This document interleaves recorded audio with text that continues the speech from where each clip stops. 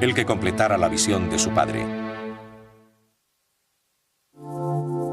El verano en Siberia es un regalo de luz y calor. En Irkutsk, sus habitantes pasan las largas noches junto al río Angara, conscientes de que son los mejores días del año.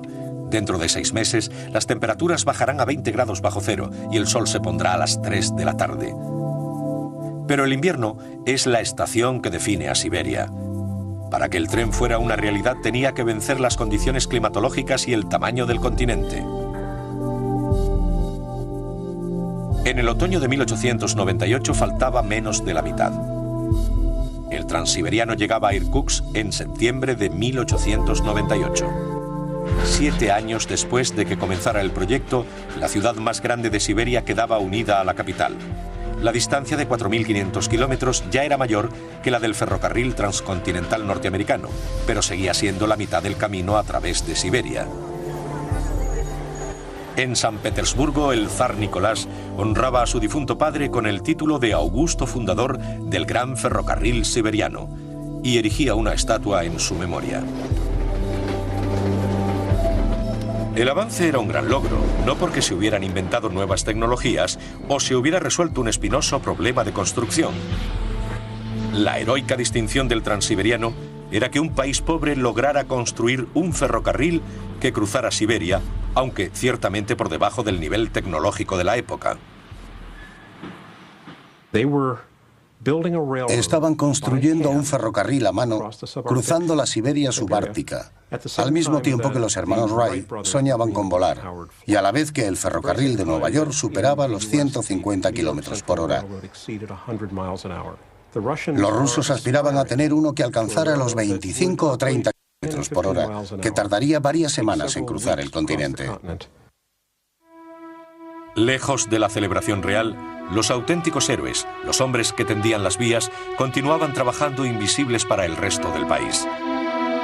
Avanzaban día a día superando los obstáculos que se encontraban en el camino. Eso incluía un bosque tan grande como Estados Unidos. Abedules, pinos y abetos tan espesos que apenas dejaban pasar la luz del sol. Cuando los rayos finalmente tocaban el helado suelo, lo derretían, convirtiéndolo en un pantanal. Los hombres no tenían más opción que trabajar con el barro hasta la rodilla mientras se abrían canales de drenaje. El trabajo era lento pero inexorable. En 1900, la línea estaba prácticamente terminada, excepto la conexión final de unos 300 kilómetros. El último tramo, que uniría los dos extremos, estaba en el lago Baikal, la masa de agua dulce más grande del mundo.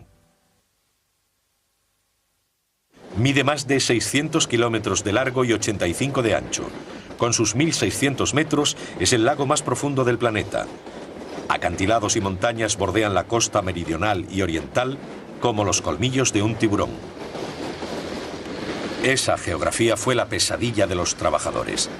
La mayoría de los 9.300 kilómetros del recorrido cruzaba grandes planicies como las del medio oeste norteamericano o bosques y pantanos, pero cada kilómetro de este tramo fue una proeza. Los obreros tendrían que tallar un saliente rocoso lo bastante ancho para las vías y hacer túneles a través de una cadena montañosa. El coste ascendía a $15 millones, 6 veces más que un kilómetro normal. La decisión del comité fue unánime. Tenía que haber una manera más fácil. Decidieron evitar la ruta a través de las montañas y construir un ferry para cruzar las aguas del lago Baikal. Copiaron la idea de los norteamericanos. Era algo normal. Se usó mucho en Estados Unidos, incluso hasta los años 70, para que los trenes cruzaran el lago Michigan y evitaran la congestión de Chicago. En el Baikal propusieron el ferry, porque sería más rápido que construir la línea a lo largo del borde meridional del lago. La embarcación que cruzaría el lago se llamaría Baikal. Fue diseñada y construida en Inglaterra con 90 metros de eslora y 17 de manga. Tenía 2 motores, un casco de acero de 2,5 centímetros reforzado con un forro interior de madera de 60 centímetros y una hélice en proa capaz de cortar hielo de 1 metro de grosor. Fue uno de los ferries de tren más grandes del mundo. Podía transportar 1.200 pasajeros, 28 vagones cargados y 12 locomotoras a una velocidad de 13 nudos, unos 24 kilómetros por hora. 3 hileras de vías descansaban sobre la quilla del barco para que el tren pudiera bajar y subir del ferry. Fue una de las grandes innovaciones del Transiberiano. También se construyó un rompehielos y ferry de pasajeros más pequeño, el Angara. Su misión era ir delante del Baikal abriéndole paso.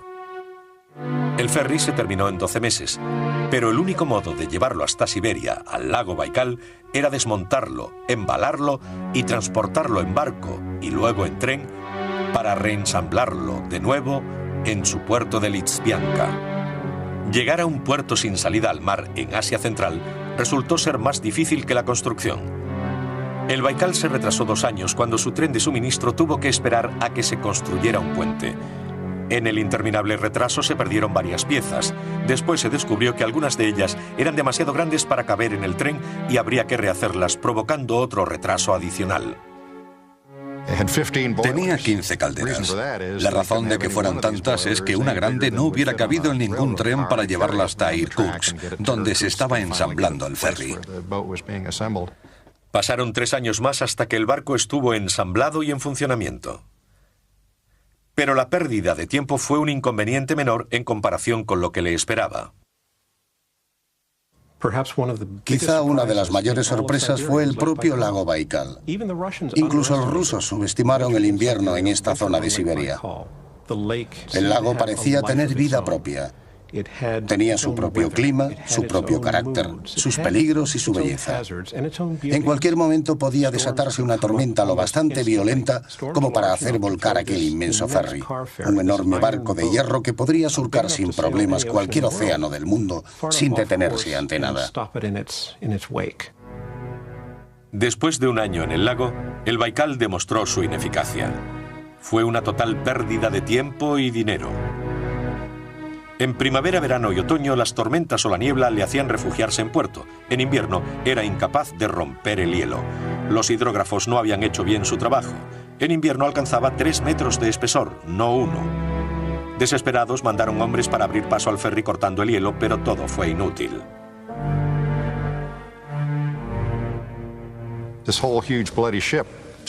El enorme barco resbalaba sobre el hielo y no lograba partirlo. El pasaje y la carga se acumulaban en la otra orilla y no podían cruzar el lago. Había sido una idea desastrosa.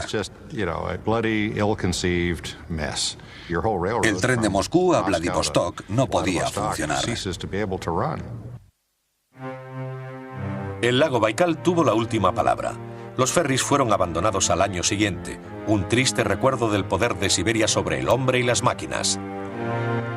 Al comité del ferrocarril no le quedaba otra alternativa que construir una vía de 260 kilómetros a través de las montañas y acantilados sobre el lago. Se enfrentaban al tramo más difícil jamás construido. Requería 38 túneles a través de granito puro. El único alivio era saber que el Transiberiano estaba casi terminado.